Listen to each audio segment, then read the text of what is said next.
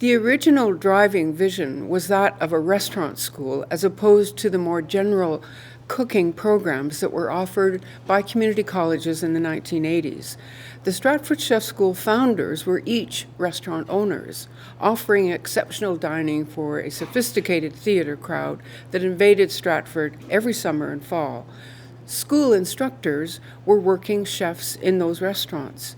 From the outset, the curriculum included instruction in classical and modern cuisines.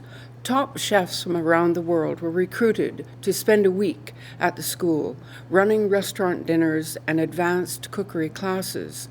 Alongside were classes in wine appreciation, front-of-house service, food styling, communications, restaurant design, and restaurant costing, subjects not found in college programs.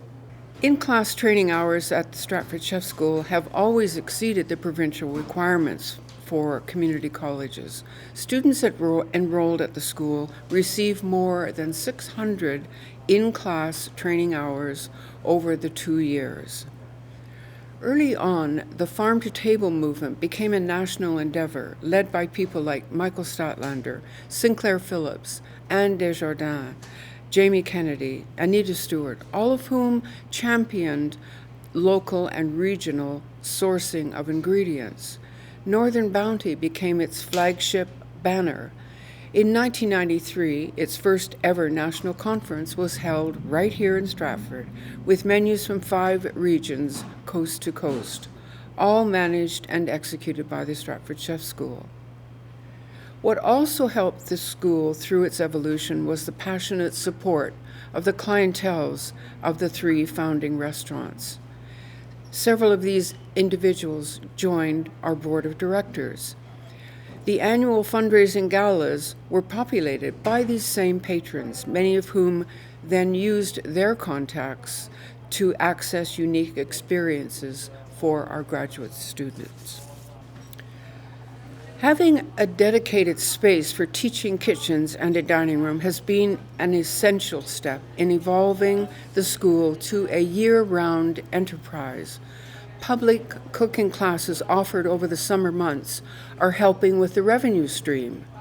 The facility gave the school exponential visibility in our community. Residents and visitors could actually see the school in the heart of our downtown. In a way, the school was discovered locally, no longer the hidden gem. Also significant is the pride of ownership versus the previous complicated and costly moving in and out of rented restaurant space every year. Central to the school's culinary philosophy is the practice of sourcing the finest regional ingredients for a menu, thus supporting our local and regional farmers, the stewards of our land. Also, the emphasis on innovation and entrepreneurship has helped to advance the culinary industry as a whole. Well, it's hard to narrow this down.